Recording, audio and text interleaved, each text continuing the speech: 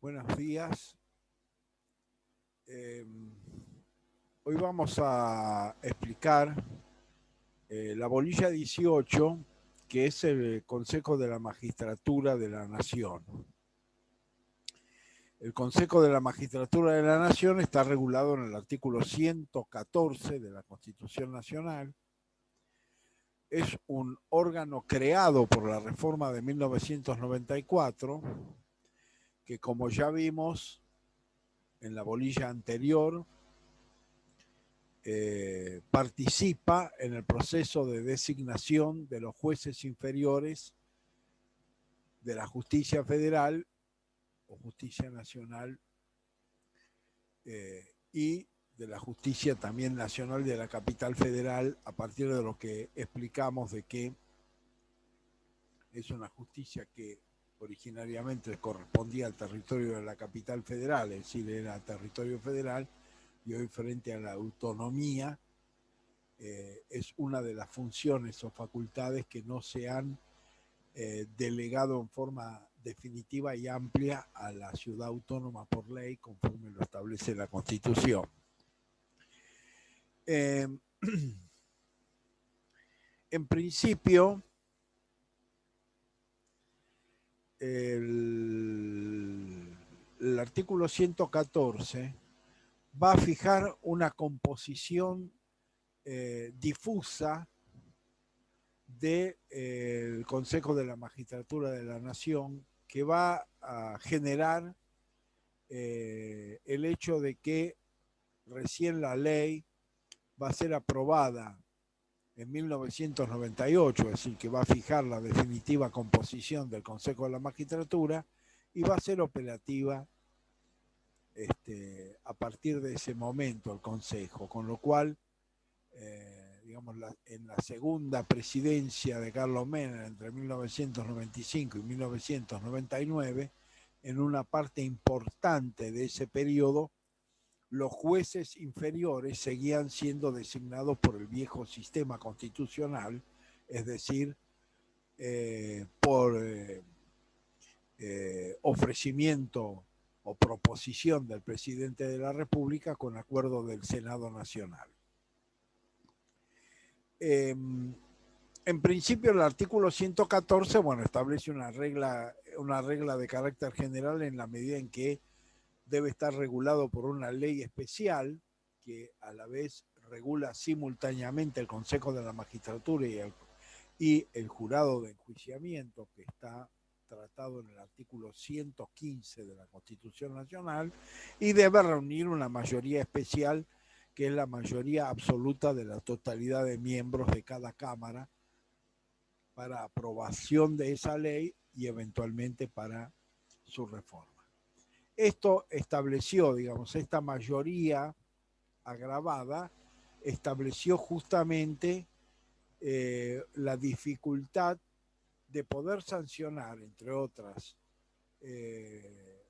una ley en forma más o menos inmediata a la aprobación de la reforma de 1994.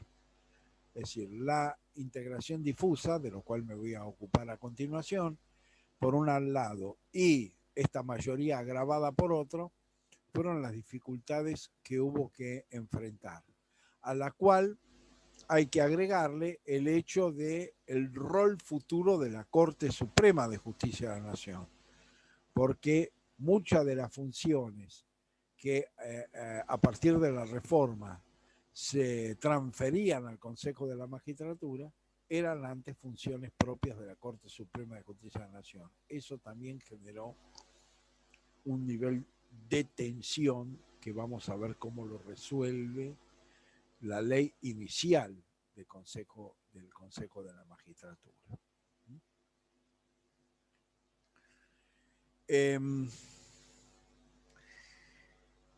¿Cómo se integra el Consejo de la Magistratura? Bueno, en principio, el Consejo de la Magistratura será integrado periódicamente, de modo que se procure el equilibrio entre la representación de los órganos políticos resultantes de la elección popular, de los jueces de todas las instancias y de los abogados de la matrícula federal. Asimismo, será integrado por otras personas del ámbito académico y científico en el número y la forma en que indique la ley. Entonces, acá existen 3 componentes que en la composición del Consejo deben procurar el equilibrio. Esos 3 componentes son el sector político, por una parte, integrado por aquellos que han sido elegidos por el pueblo, es decir, estamos hablando de poder ejecutivo y estamos hablando de Cámara de Diputados y Cámara de Senadores, es decir, poder legislativo de la nación. Por una parte, estamos hablando de la representación de los jueces, por supuesto, de todas las instancias, hablando de la justicia nacional, ¿no es cierto? De los jueces de la justicia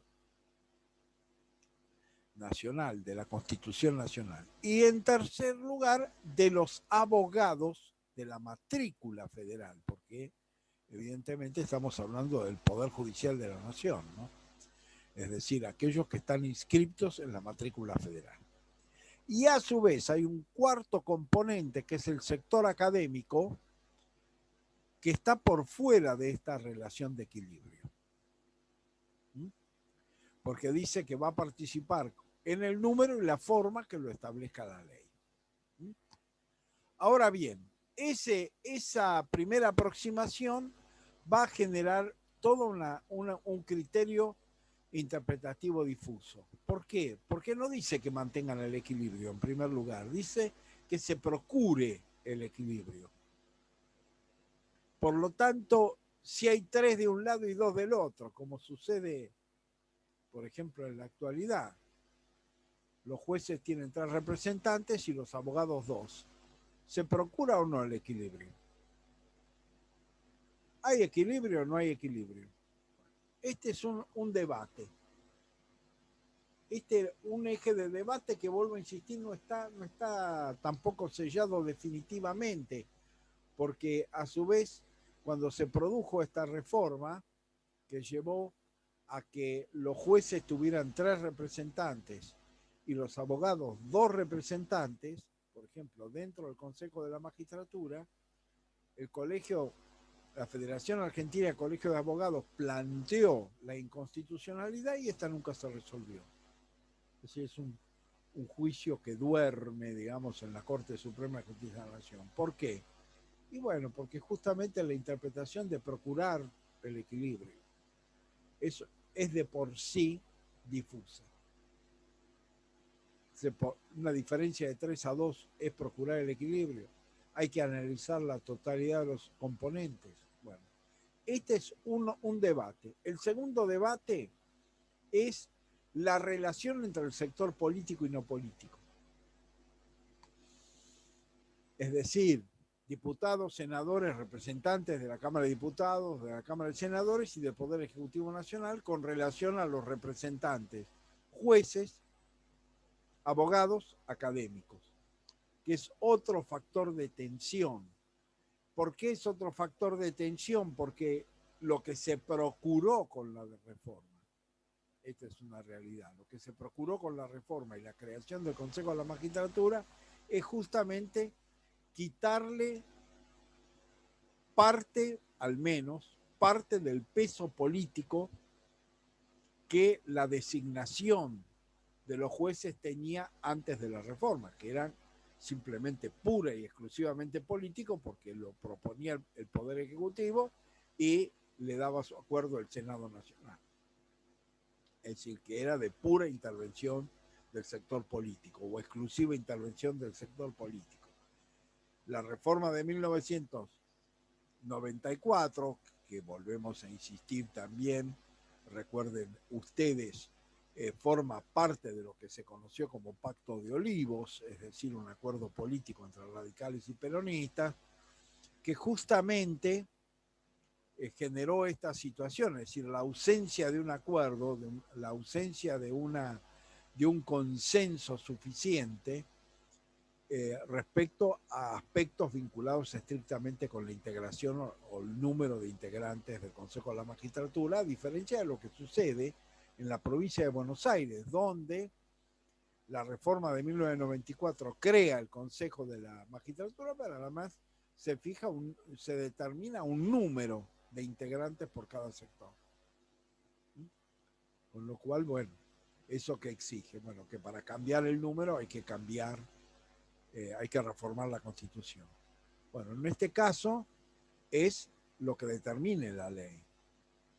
Entonces, este fue otro factor, porque establecer, procurar el equilibrio es, bueno, estar cerca, pero no significa equilibrio, sino procurar el equilibrio. El segundo es equilibrio entre quiénes, entre el sector político y no político, por ejemplo. Porque si yo, pongan un ejemplo, yo pongo 3 representantes de la Cámara de Diputados, 3 representantes de la Cámara de Senadores, 3 representantes por el Poder Ejecutivo Nacional, por ejemplo, dirán, bueno, 3 de cada uno, 3 jueces y 3 abogados, yo estoy estableciendo, y un académico, por ejemplo, yo estoy estableciendo que los políticos tienen 9 y los no políticos, digamos, políticos partidarios, no políticos partidarios tienen 7. Es decir, hay mayoría propia de los sectores políticos. Esta era una cuestión también a debatir y a resolver cómo se iba a procurar esa relación, cuál iba a ser la presencia, la renovación periódica, cómo iba a ser la renovación periódica y finalmente el rol de la Corte Suprema de Justicia Nacional, a pesar de que el artículo 114 no habla de la Corte Suprema ni de su participación en el Consejo de la Magistratura. La primera ley del Consejo de la Magistratura fijó la presidencia del Consejo de la Magistratura en el presidente de la Corte Suprema de Justicia Nacional. Porque justamente estas funciones, muchas de las funciones vinculadas con la administración del Poder Judicial, que es uno de los roles centrales, designación por un lado, pero administración del Poder Judicial por otro, es decir, designación de los jueces inferiores, control, digamos, poder disciplinario, es decir, lo que se llama el poder de superintendencia sobre los jueces, y designación. Y la Corte Suprema hasta ese momento era el administrador del Poder Judicial y era el que ejercía las funciones de superintendencia sobre los jueces y sobre los empleados judiciales de la justicia nacional, es decir, la justicia de la Constitución Nacional. Entonces, esto también significaba un traspaso de funciones que, por supuesto, la Corte no podía rechazar porque estaba dentro de la Constitución reformada, pero que eventualmente generaba tensiones de naturaleza política que de alguna manera se procuraron resolver dejando al presidente de la Corte como presidente del Consejo, como diciendo, bueno, la Corte va a poder tener voz y voto, va a poder participar de las resoluciones del Consejo de la Magistratura y por lo tanto no se va a desprender en forma terminante, absoluta y definitiva de los roles que cumplía hasta ese momento. Esto fue lentamente, se fue modificando, fue cambiándose, pero vuelvo a insistir,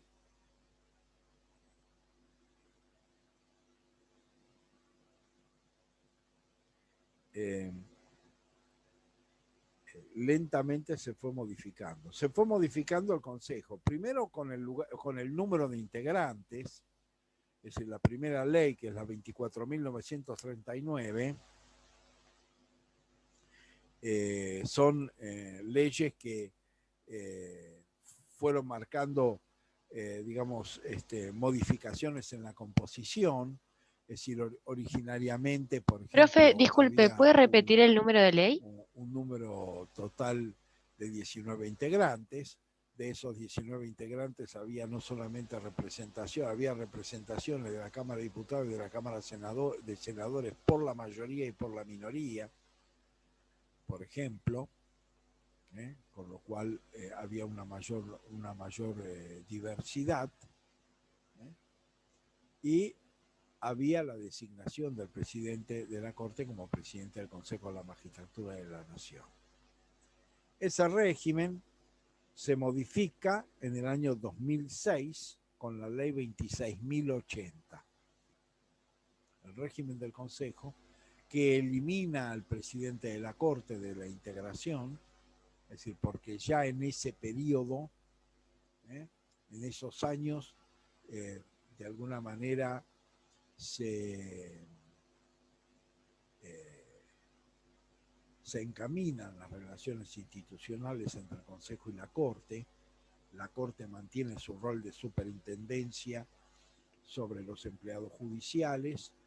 El Consejo de la Magistratura mantiene o ejerce su función de superintendencia, es decir, el examen de la conducta administrativa, sobre todo la conducta administrativa de los jueces, por el Consejo de la Magistratura.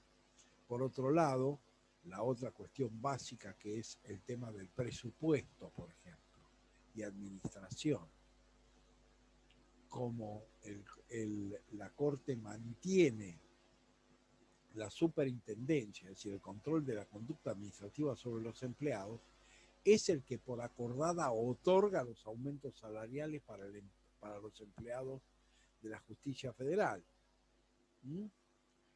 Y por el otro lado, participa conjuntamente con el Consejo de la Magistratura de la Nación en el proceso de elaboración de propuesta del presupuesto de la Justicia Nacional a ser elevado al Poder Ejecutivo Nacional a fin de que formule la propuesta presupuestaria al Congreso Nacional.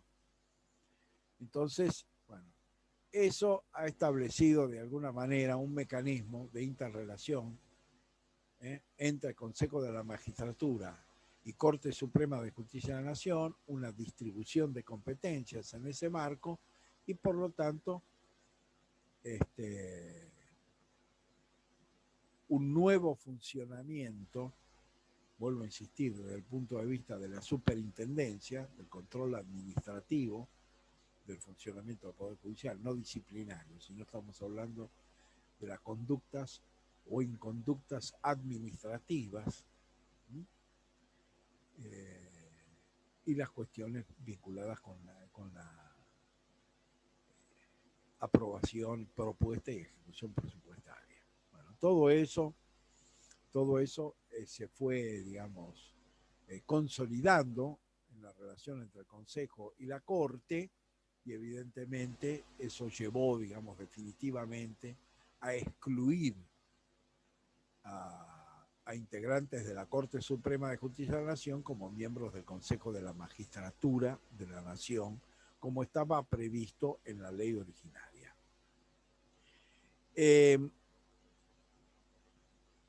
La ley, digamos, 26.080 va a reducir el número de integrantes a 13, va a reducir las representaciones y se va a excluir la representación de las minorías en lo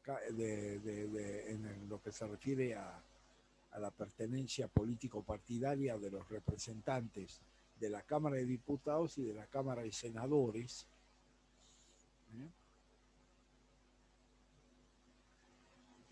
Por lo cual el número se va a reducir, va a haber 3 representantes, porque hay una primera minoría, una segunda minoría representada en el anterior, un número mucho mayor de representantes que permitía la distribución política de los mismos. Bueno, ahora son 3 representantes de la Cámara de Diputados, 3 representantes de la Cámara de Senadores, un representante del Poder Ejecutivo Nacional. 3 representantes de los jueces federales de todas las instancias, estamos hablando de cámaras y jueces de primera instancia, y 2 representantes de los abogados pertenecientes a la matrícula federal y un representante del ámbito académico. Con lo cual hay 7 representantes del sector político y 6 representantes del sector no político. Y hay 3 representantes de los jueces y 2 representantes de los abogados. Bueno, vuelvo a insistir, esa ley se impugnó en su constitucionalidad, sobre todo por los abogados, que habían perdido un representante. Hasta la reforma tenían 3 representantes, perdieron 1, se quedaron con 2 y reclamaron judicialmente. Eso llegó a la Corte y la Corte nunca lo resolvió. Es decir, no sé. Y yo creo que la Corte lo que está esperando es que haya, digamos, una nueva modificación definitiva del Consejo de la Magistratura. Después vamos a hablar de un intento que se produjo, pero que la Corte declaró inconstitucional posterior, ¿no? Pero este es el régimen actualmente vigente. Entonces, ¿qué es lo que pasa? Bueno, ¿cuál es la cuestión? La mayoría absoluta del total de miembros la tiene el sector político. Es decir, que tiene 7 integrantes sobre 13. Y por lo tanto, tiene por sí solo la mayoría absoluta. Bueno, el argumento que se utilizó en su momento para defender esto es que tanto la aprobación de las ternas en la propuesta de candidatos como la aprobación de la acusación en el caso de las funciones disciplinarias del Consejo de la Magistratura tienen que adoptarse con la mayoría de los 2/3 de los miembros presentes del Consejo. Con lo cual, lo que afirmaba el sector político es que las grandes decisiones o las decisiones más importantes no quedaban solo en manos del sector político, sino quedaban donde requerían la participación de al menos una parte del otro sector no político partidario. No estamos hablando del político partidario, no político partidario, en la composición del Consejo de la Magistratura. Es decir, que jueces, abogados, debían participar y debían tomar intervención, o sector académico, para la toma de esas decisiones fundamentales. Vuelvo a insistir, si uno toma en un sentido amplio, procurar el equilibrio, 7 del sector político partidario, 6 del sector no político partidario, es procurar el equilibrio, ¿no? 3 jueces y 2 abogados, es decir, una representación menor del sector de abogados, es procurar el equilibrio. Entonces, uno de los temas es que la definición que hace la Constitución es difusa, no es clara, no es contundente. Ese es un aspecto. Es un aspecto que, vuelvo a insistir, demoró, entre otros, la definición de la integración. Mayoría agravada, rol del Consejo con la Corte en el futuro y el tema de procurar el equilibrio. Fueron todas cuestiones que quedaron abiertas al debate y que la ley resolvió, digamos, el Congreso resolvió casi 4 años después de sancionar la reforma, en los términos en que expresé con anterioridad, es decir, un número superior, un número mayor de integrantes y una composición más amplia. Bueno, en su momento comenzó a ponerse en crisis de que era un número excesivo de integrantes, que esto dificultaba la toma de decisiones, etc. Entonces, en el 2006 se sanciona la ley 26.080, que reforma en los términos en que he expresado.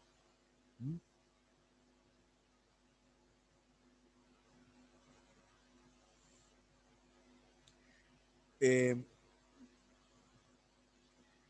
posteriormente, se intentó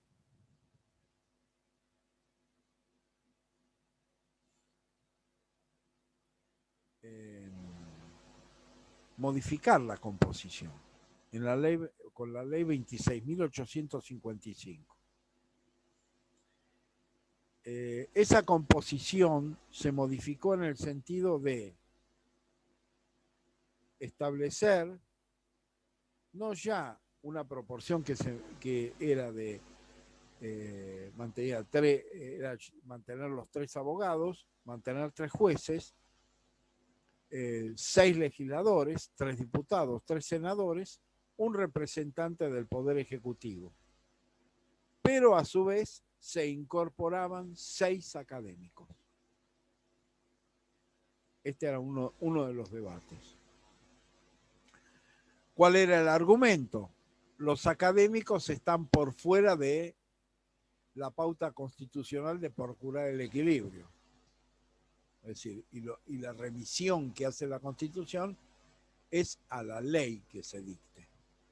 Bueno, una de las cuestiones que se debatió ahí en ese proyecto y por el cual la Constitución declaró su inconstitucionalidad es justamente esta desproporción que se generaba entre el sector de jueces, abogados y representantes del poder político consecuencia del ejercicio de la soberanía popular con el número de académicos. Por supuesto que en ese contexto, esa reforma, porque imagínense, al tener 6 académicos, entonces esto equiparaba o a la cantidad de abogados o jueces o a la cantidad de legisladores. Y evidentemente generaba un predominio del sector académico que se entendió distorsionaba el sentido. Es decir, que el sentido interpretativo era que los privilegiados, de alguna manera, en la composición, debían ser aquellos incluidos en la procuración del equilibrio y los que estaban excluidos debían estar en una representación menor o inferior, que en su momento fue de 2 académicos en la ley inicial y que luego se redujo a 1 académico en la reforma de la ley 26.080. Además se especulaba con el hecho de que también había una intencionalidad política que tenía que ver con que porque esta es una ley que se va a dictar durante la segunda presidencia de Cristina Fernández, es decir, la 26.080 es durante la reforma, durante la presidencia de Néstor Kirchner, pero durante la segunda presidencia de Cristina Fernández que se incorpora esta reforma, que a su vez tenía el antecedente de la creación de varias universidades nacionales, sobre todo en el conurbano bonaerense, que evidentemente hacían que el sector académico, porque en última instancia el sector académico es elegido por los docentes de las universidades públicas, podía tener también ese predominio político. Pero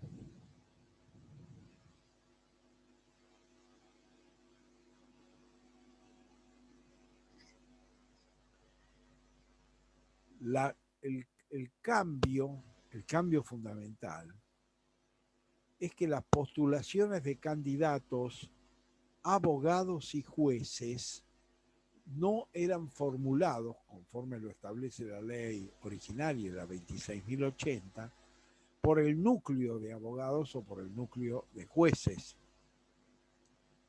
a ser representados, sino por los partidos políticos. Es decir, que los que formulaban los representantes a la Cámara al Consejo de la Magistratura, representantes de los jueces y representantes de los abogados eran los partidos políticos y la elección de los integrantes o de los representantes se hacían en el marco de las elecciones generales nacionales.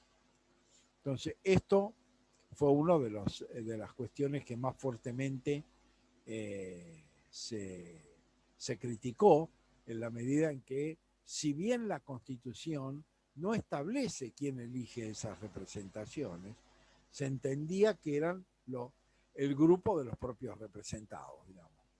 Que a los abogados de la matrícula federal lo elegían los abogados matriculados en el orden federal. A los jueces de las distintas instancias de la justicia federal los elegían los jueces de esa misma instancia, así que ejercían esa función. Y que a los académicos, que en última instancia eran docentes de la universidad pública, los elegían los docentes de esas universidades públicas. Entonces, que cada sector elegía a su propio representante. Lo que va a suceder es que la postulación, por ejemplo, de jueces y abogados va a pasar, de acuerdo a esta ley, a los partidos políticos. Bueno, esto fue una de las cuestiones que más fuertemente se criticó en la sentencia mayoritaria de la Corte Suprema de Justicia de la Nación, que declaró su inconstitucionalidad.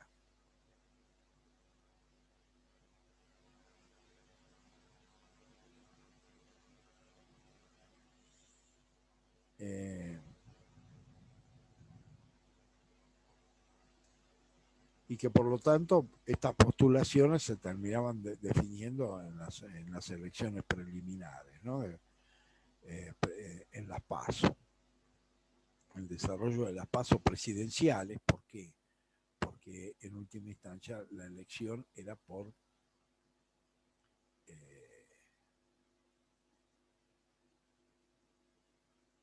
4 años la duración del mandato, con la posibilidad de un periodo de reelección.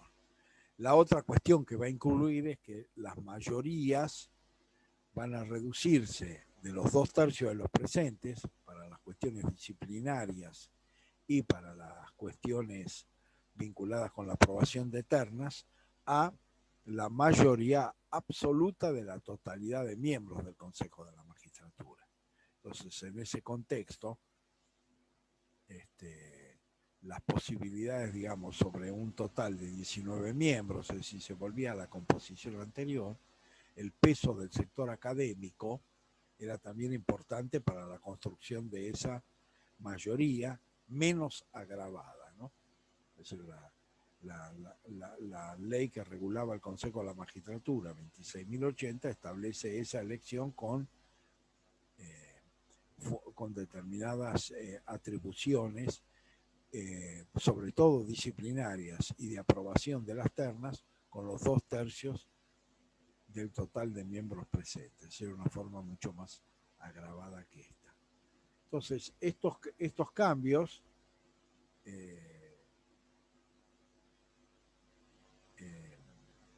establece, digamos, una composición en una lista única de abogados, jueces y académicos propuestos por el sector político, es decir, por los partidos políticos. Entonces, esto también desvirtuaba en gran medida el sentido del Consejo de la Magistratura,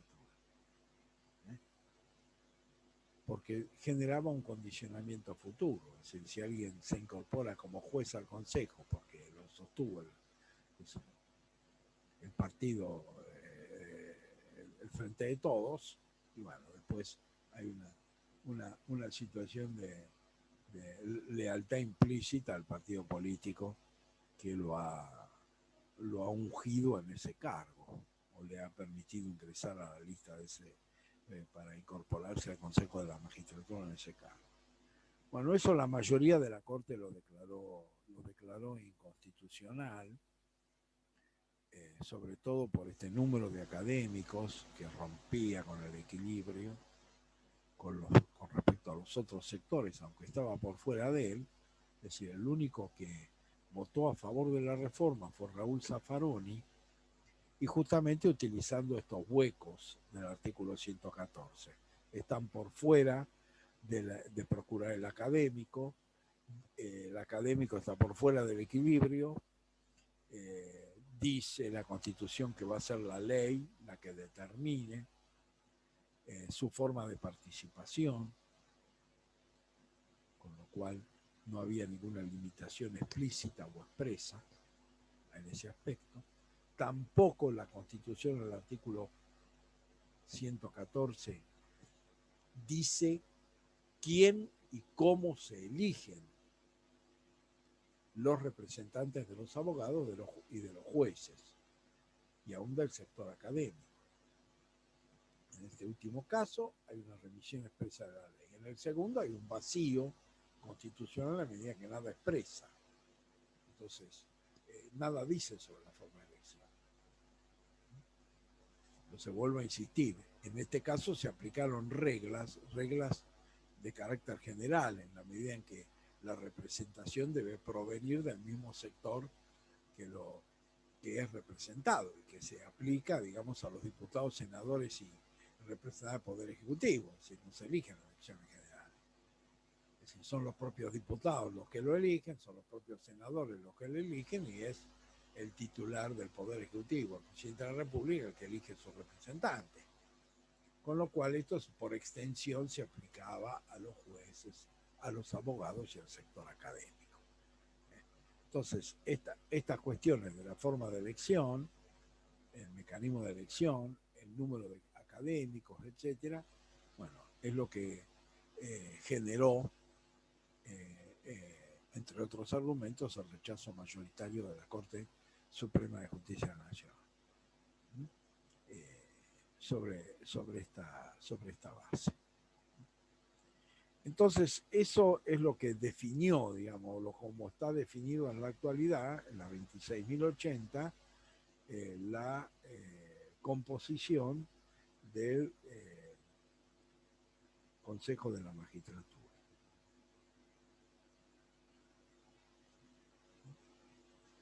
Que son 3 jueces del Poder Judicial de la Nación, 6 legisladores, 3 diputados y 3 senadores, 2 representantes de los abogados en materia federal, un representante del Poder Ejecutivo y un representante del ámbito académico y científico.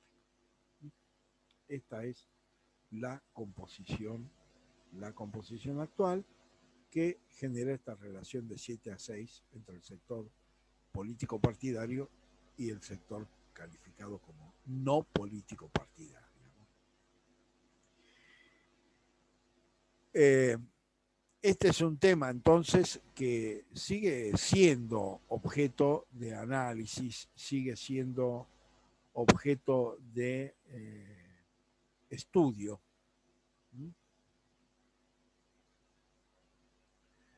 En la medida en que, vuelvo a insistir, la composición y la definición de los integrantes no aparece en la Constitución Nacional con precisión, por una parte. Luego el artículo 114 de la Constitución Nacional lo que procede es a realizar, bueno, una descripción de cuáles son las funciones o atribuciones propias del Consejo de la Magistratura.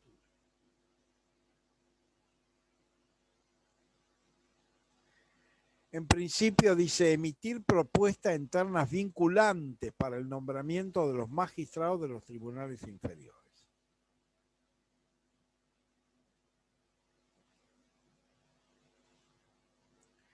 Esta es una de las funciones básicas y fundamentales del Consejo de la Magistratura, que ya hemos estado viendo en las clases anteriores, vinculadas con efectuar esta postulación de carácter vinculante de ternas, es decir, de una propuesta de 3 habilitados, digamos, a ser designados cualquiera de ellos por el Poder Ejecutivo Nacional, previo, como ya lo indicamos, concurso público. Entonces, lo que se procura fundamentalmente es que no sea un órgano exclusivamente político el que designe a los jueces y que a la vez esa designación exija, digamos, a través del concurso público, una demostración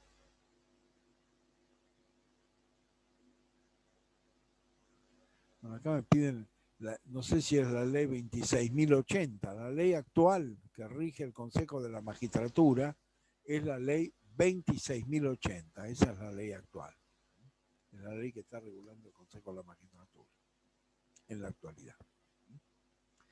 Bueno, es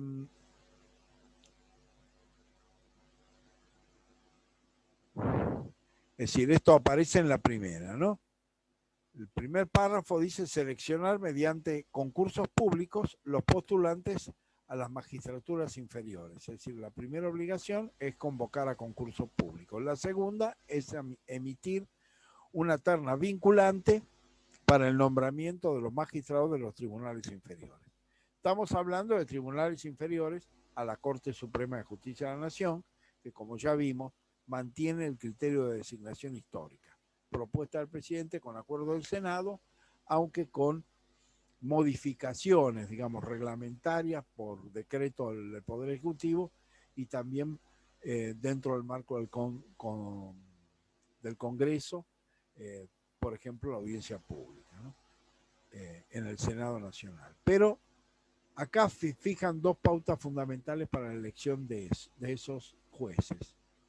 Por un lado, la obligación del concurso público, eso aparece expresamente señalado en la Constitución Nacional, y la segunda, o el segundo aspecto, es el vinculado con la formulación de las ternas. Como ya dije, la reglamentación actual, la ley actual, establece la necesidad de que esas ternas sean aprobadas por los 2/3 de los miembros presentes. Es decir, 2/3 de los miembros presentes. Por supuesto que no hay, las exigencias constitucionales básicas son esas. Concurso público, terna vinculante, que por lo tanto limita el número de postulantes que quedan habilitados para ser elegidos por el presidente de la República. Ahora bien, también todo el tema del concurso público ha sido motivo de distintos reglamentos propios del Consejo de la Magistratura, es decir, la forma de celebración, la composición de los jurados, etcétera, para los concursos, y en algunas ocasiones se han advertido situaciones irregulares. No hace muchos años, por ejemplo, un caso que fue un caso paradigmático, que hacía presumir el conocimiento previo de la cuestión litigiosa que formaba parte de la oposición del concurso. Es decir, porque generalmente, bueno, si uno va a ser juez, se propone para ser juez, lo que le van a proponer como oposición es elaborar una sentencia sobre la base de un caso a ser resuelto. Si se le ofrece todos los elementos del expediente, menos por supuesto que la sentencia que se dictó, todos los elementos de prueba, etcétera, y sobre esa base el concursado tiene que elaborar la sentencia. Esa es la regla general. Y por supuesto que puede tener algún material bibliográfico para consultar, etcétera, etcétera, pero cuestiones que tienen que ver con consultas a evacuar en el momento. Sí. Pero no se puede tener, por ejemplo, hasta el Consejo de la Magistratura controla ese material, si no es material bibliográfico, sino que no es las sistematizaciones jurisprudenciales, etcétera, ¿no? Que sean para generar la paridad. Pero en un caso concreto, aún con estas limitaciones, uno de los concursantes citó, creo que algo de 120 precedentes de la Corte Suprema de Justicia de la Nación sobre ese tema. el tema de la oposición, con lo cual eventualmente reflejaba claramente el previo conocimiento del caso y el previo trabajo de investigación para evacuar esos casos y tener conocimiento lo mismo, que no es posible, digamos, en una oposición normal, en la medida en que también hay un plazo dentro del cual la sentencia debe ser dictada. Es decir, no es que es algo que se dure indefinidamente. Hay un plazo dentro del que hay que cumplir. Y por lo tanto la sentencia hay que haberla elaborado. Es decir, que lo que se pone en juego principalmente son los conocimientos previos del concursante. Bueno, entonces todo eso también se trata de mantener el anonimato de los concursantes, cosa de que la elección o eventual elección no pese el nombre o la persona del concursante. Todas esas cuestiones se procuran proteger, pero bueno, siempre se pueden producir filtraciones y desvíos. Porque todo sistema requiere de una u otra manera, puede establecer reglas, pero también requiere la buena fe de los que participan. Los que están ahí quieren aplicar el viejo apotegma de que echa la ley, echa la trampa, es decir, buscar el resquicio. Bueno, evidentemente eso siempre puede generar este tipo de situaciones irregulares. Pero bueno, la reglamentación procura que ese concurso sea un concurso en condiciones de paridad, sin privilegios y estableciendo determinadas reglas sobre la base del desconocimiento del caso que va a ser objeto de oposición. Ahora se habla también de la posibilidad, por ejemplo, de que el caso no sea resuelto con anterioridad, que haya una nómina de determinados casos que sea sorteado en ese momento, el caso concreto sea decidido y sorteado al momento del concurso. Bueno, determinadas situaciones que procuran resolver esos conflictos, pero que, vuelvo a insistir, en última instancia también terminan dependiendo en una mayor o menor medida de la buena fe de los concursos. Pero se procura que el concurso se lleve adelante respetando determinadas reglas, digamos, de neutralidad y de paridad para la toma de decisiones. Por supuesto que también ha habido dificultades en algunos casos concretos respecto a no reunir los 2/3 del total de miembros presentes para la aprobación de una terna. Eso también se ha dado, pero bueno, se entiende que esa propuesta debe contar con una mayoría. Por eso después la ley que luego fue declarada inconstitucional reducía, porque la idea justamente se producía también por la posibilidad del bloqueo de determinadas candidaturas o determinados exámenes para no rendir en definitiva la terna y no elevarla al Poder Ejecutivo Nacional porque no se reunía la mayoría. Ese era el argumento que se utilizó para decir que iba a ser mayoría absoluta del total de miembros del Consejo de la Magistratura. Porque hubo casos en los cuales fue conflictivo reunir los 2/3. Esta es una situación. Pero, bueno, desde el punto de vista reglamentario se procura resolver algunas de las dificultades que los propios concursos han generado. Pero se parte de la idea de que hace falta un consenso significativo dentro del Consejo para poder aprobar una terna. Porque si no, esto podía quedar en manos de un solo sector. Si piensen ustedes en la actual composición, si la mayoría es la mayoría absoluta del total de miembros del Consejo, los 7 del sector político definirían. Por ejemplo, si esa fuera la regla. Es decir, es absolutamente inadmisible, ¿no se puede aceptar. Porque vuelvo a insistir, no se puede aceptar por el sentido y fin de la reforma, que fue limitar el poder político en la designación de los jueces.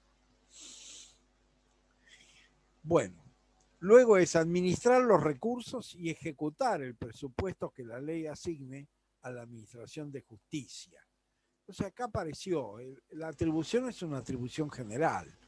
Habla de administración de justicia, habla de administrar los recursos y ejecutar el presupuesto que la ley asigne a la administración de justicia.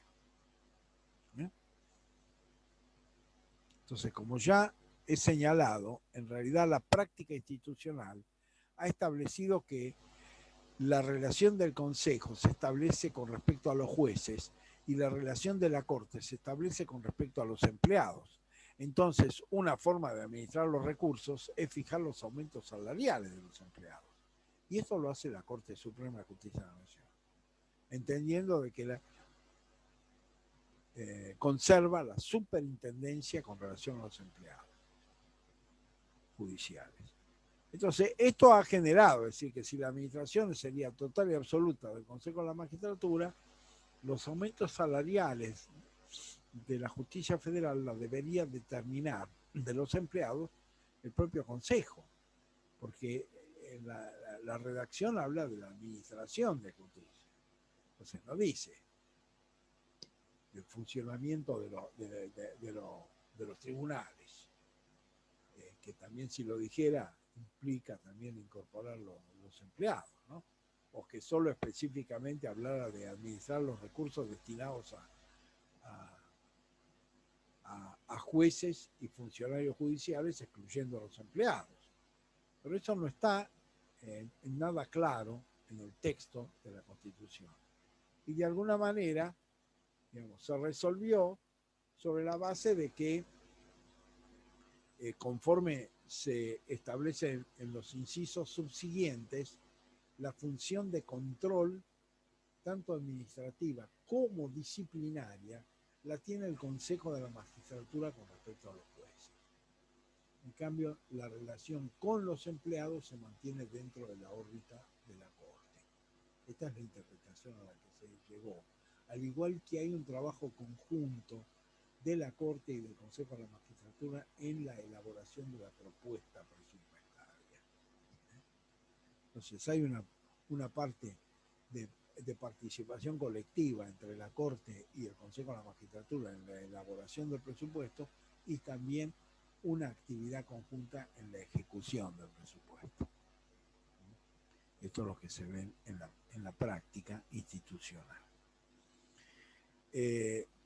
Ejercer las facultades disciplinarias sobre los magistrados. La Constitución y también la reglamentación ha separado lo que son atribuciones o facultades disciplinarias de las, por un lado, de las facultades de procedimiento de remoción. Son dos momentos distintos. Cuando hablamos de atribuciones disciplinarias, que es esto, sobre los magistrados, es el incumplimiento de las normas administrativas de funcionamiento que el propio Consejo de la Magistratura establece, por ejemplo, de cómo va a funcionar las normas, qué horario de atención va a haber, qué características va a tener, si se determina o no la existencia, que eso también a veces lo establecen en los máximos tribunales, ¿no? La feria judicial, la distribución de la feria, por ejemplo, tiene que ver con la administración de la justicia y en algunos casos, como por ejemplo en la provincia de Buenos Aires, lo termina fijando la Suprema Corte de la provincia, ¿no? Porque vuelvo a insistir, hay siempre una tensión, y la ha habido en la medida en que antes todo eso lo tenía el máximo tribunal en la provincia o el máximo tribunal federal en la nación. Pero lo disciplinario tiene que ver con los aspectos más reglamentarios, administrativos del funcionamiento. Porque los jueces no solamente tienen funciones, tienen obligaciones que cumplir en el marco de la administración de justicia, como tal en el funcionamiento de los juzgados o de los tribunales que tienen a cargo, sino además tienen que llevar adelante informes periódicos sobre las causas resueltas, sobre las causas pendientes, etcétera, etcétera, que son funciones, vuelvo a insistir, de carácter administrativo, cuyo incumplimiento genera sanciones, que generalmente se traducen en sanciones de multa. En sanciones de multa. A eso me refiero. Entonces, ahí aparecía claramente de que la función claramente de superintendencia o de control administrativo del Consejo era con respecto a los magistrados, es decir, a los jueces, pero no así con respecto a los empleados del Poder Judicial Federal. Bueno, esa es una. Después, la 5 habla del trámite de remoción. Decidir la apertura del procedimiento de remoción de magistrados, en su caso ordenar la suspensión y formular la acusación correspondiente. Este aspecto tiene que ver con el segundo, que no es disciplinario, sino es el procedimiento de remoción. Es decir, es el juicio por mal desempeño o por alguna de las causales que establece el artículo 53 en el caso del juicio político. En este caso, el Consejo de la Magistratura es el que primero abre el proceso, decide la apertura del proceso disciplinario. Bueno, esto ha generado distintas situaciones dentro del Consejo. Una es la posible caducidad de una denuncia. Es decir, si las denuncias, porque a la vez al Consejo de la Magistratura, el Consejo puede obrar de oficio si toma conocimiento per se alguno de sus integrantes o un número de ellos de determinadas faltas graves que puedan justificar el mal desempeño y eventualmente el trámite de remoción, o lo que es la regla, por medio de denuncias que se generan a través de los justiciables, es decir, en general de los abogados, de las partes en los procesos, etcétera, que pueden llegar a la verificación de determinadas irregularidades y formular una denuncia por mal desempeño, por ejemplo, ante el Consejo de la Magistratura contra un juez. Ahora, uno de los debates que se dieron al marco del Consejo de la Magistratura es la vigencia de esas denuncias. Porque imagínense ustedes, si yo formulo una denuncia hoy, esa denuncia permanece latente. Y si yo no establezco un plazo de finalización, de caducidad de esa denuncia, bueno, ese juez está con esa denuncia pendiente ahora el tiempo y después de 10 años el Consejo de la Magistratura empieza a acumular distintas denuncias y dice, bueno, le vamos a hacer un juicio de remoción a fulano. Entonces, esto generó un debate en el Consejo de la Magistratura.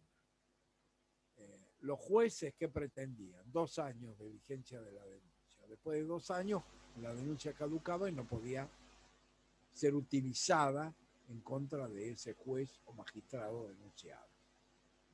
Los sectores, fundamentalmente de los abogados, reclamaban 4 años. Es decir, un plazo amplio que permitiera el análisis de todas las denuncias y eventualmente estudiar las mismas a fin de decidir si reunían requisitos para proceder a la apertura del procedimiento disciplinario. La resolución definitiva fue 3 años, es decir, se dividió, se partió la diferencia, como se dice, y las denuncias tienen un plazo de caducidad de 3 años. Si desde el momento en que se ha interpuesto la denuncia transcurren 3 años sin que se proceda a la apertura del procedimiento de remoción, esa denuncia caduca, pierde vigencia y no puede ser utilizada en el futuro. Esto es lo primero. Lo segundo es la decisión del Consejo de abrir el trámite disciplinario. esta apertura se adopta por la mayoría absoluta de los presentes, es decir, por una mayoría menos agravada. Si por supuesto se rechaza, bueno, no hay trámite administrativo. Si se admite, se abre ese proceso administrativo y se designa a algunos de los integrantes del Consejo para que sustancie ese procedimiento de apertura del trámite de renuncia, que por supuesto consiste centralmente en la labor probatoria, por un lado, es decir, recoger las pruebas, y por el otro, recibir el descargo del magistrado imputado, sospechado de haber cometido las irregularidades, y por supuesto evacuar las pruebas ofrecidas por este. Por supuesto que el propio Consejo tiene la posibilidad, o esos integrantes, que serían lo que vulgarmente se llama sumariantes, es decir, los que llevan adelante el sumario, pueden decidir si las pruebas son superfluas o son reiteradas o ya se han producido, bueno, todo el manejo, digamos, del proceso. Pero siempre garantizando, por supuesto, la defensa en juicio, ¿no? Y el debido proceso como pautas básicas y fundamentales. Una vez que ese proceso se ha clausurado, los sumariantes, los miembros del Consejo que han sustanciado el procedimiento, deben dar un dictamen a favor o en contra de la denuncia, es decir, que se reúnen elementos para acusar por mal desempeño, por ejemplo, es esa, o eventualmente desestimar diciendo que los elementos acopiados probatorios no permiten acreditar debidamente ese mal desempeño, y desecharlo. Es decir, dar un dictamen a favor de la acusación o en contra de la acusación. Ese dictamen, con la constancia del procedimiento, se lleva al plenario del Consejo de la Magistratura, y ahí eventualmente la posibilidad de acusar debe reunir los 2/3 del total de miembros presentes del Consejo de la Magistratura.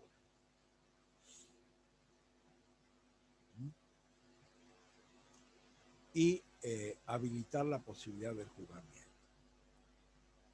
El Consejo de la Magistratura, por supuesto, resuelve en forma autónoma, es decir, más allá del dictamen, puede resolver en sentido contrario al dictamen, y por ende puede aceptar o desechar la denuncia y la acusación.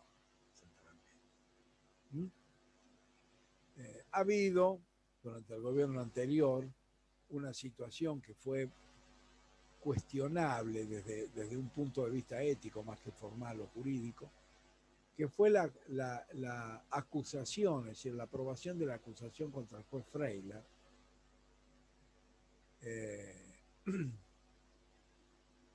en la cual se reunieron los 2/3 de los presentes en la medida en que uno de los integrantes, que había sido designado, que si no mal recuerdo por la Cámara de Diputados, una de las exigencias es que esos representantes deben ser abogados, y no lo era. Entonces, no, se lo dio de baja y la Cámara debía designar un nuevo representante. En ese interín, es decir, con un integrante menos porque no estaba habilitado a participar y no se había designado al sustituto, se aprobó la acusación con los 2/3 de los presentes, que estando la totalidad de miembros no se lograba. Entonces también a veces hay que decir que más allá de lo formal, digamos, evidentemente desde lo ético, que hubiera sido lo correcto, esperar la integración definitiva. Eso no se hizo, se aprovechó ese vacío y se obtuvieron los 2/3. Por lo tanto, vuelvo a insistir, todo sistema puede tener, digamos, un componente dudoso, al menos desde el punto de vista ético. Desde el punto de vista jurídico era absolutamente intachable, porque eran los presentes, el que había sido excluido no podía presentarse porque no cumplía con los recaudos reglamentarios, y evidentemente en una votación anterior fracasó, que eso es otra situación, no se habían logrado los 2/3, pero se mantuvo abierto el procedimiento y a los fines de reunir otros elementos y eventualmente volver a votar, que es lo que también sucedió en este caso del juez Freiler.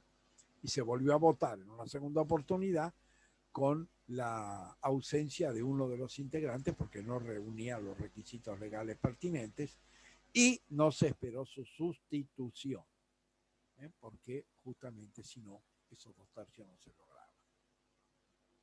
Entonces muchas veces también, a veces las cuestiones no solamente se resuelven jurídicamente, también se resuelven éticamente, como lo que he señalado previamente con respecto a los concursos. Si se ha aprobado por los 2/3 del total de miembros presentes la acusación, entonces el Consejo de la Magistratura actúa como parte acusadora y eleva el caso a conocimiento del jurado de enjuiciamiento.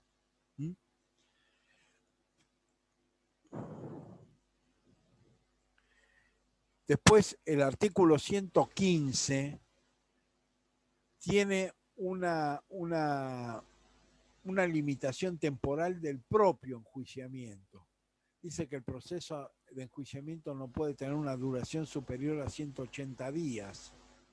Es decir, que entre la apertura, la decisión de apertura del trámite y la sentencia del jurado de enjuiciamiento no pueden pasar más de 180 días. Porque si pasan los 180 días, también el procedimiento caduca. Ese plazo, por eso también hace falta una cierta diligencia, tanto en el Consejo de la Magistratura como en el jurado de enjuiciamiento, para no exceder ese plazo temporal y que el juzgamiento sea legítimo. Entonces ahí eso influye también en el tema, en el tema de la agilidad en que esos trámites se lleven adelante, porque hay un plazo máximo que no se puede superar. Después dice, dictar los reglamentos relacionados con la organización judicial y todos aquellos que sean necesarios para asegurar la independencia de los jueces y la eficaz prestación de los servicios de justicia. Es decir, esta función reglamentaria está o es la contracara de las facultades disciplinarias. Es decir, el Consejo de la Magistratura puede establecer una serie de reglas, una serie de dispositivos que hagan al funcionamiento y a la organización del Poder Judicial, ¿no? Es decir, desde funcionamiento, horario de atención, características de la atención, etc. Bueno, todos son aspectos reglamentarios que el Consejo de la Magistratura puede llevar y decidir. Y en términos generales, vinculados con asegurar la independencia y asegurar la eficacia de la prestación del servicio de justicia, entre los cuales hice referencia, cuando hablamos de las incompatibilidades de los jueces, el límite que el Consejo de la Magistratura de la Nación puso a la capacidad de ejercer la docencia universitaria por parte de los jueces, estableciendo el límite de que esto no puede de modo alguno afectar la buena administración de justicia. Con lo cual, ¿esto qué representa? Bueno, que los jueces solamente pueden cumplir funciones part-time en la enseñanza universitaria, es decir, no pueden tener una función exclusiva, por ejemplo, sería contradictorio. Y a su vez, en el caso concreto, no pueden, por la dedicación a la docencia, generar demoras o mala administración judicial. en el juzgado a su cargo. ¿Mm? Y estas son, en términos generales, las funciones propias del Consejo de la Magistratura. La ley que regula el Consejo de la Magistratura, además, lo que ha hecho es establecer, por ejemplo, la constitución de dos comisiones, que son la Comisión de Disciplina y la Comisión de Acusación, que son las que establecen de alguna manera la aplicación de sanciones disciplinarias y apertura de los procedimientos que se adoptan con la mayoría absoluta de los miembros presentes. Por ejemplo, en la apertura del proceso disciplinario no podrá hacerse por un plazo mayor de 3 años contados a partir del momento en que se prestare la denuncia respectiva. Es decir, la ley aclara este plazo de caducidad de 3 años al que ya hice referencia.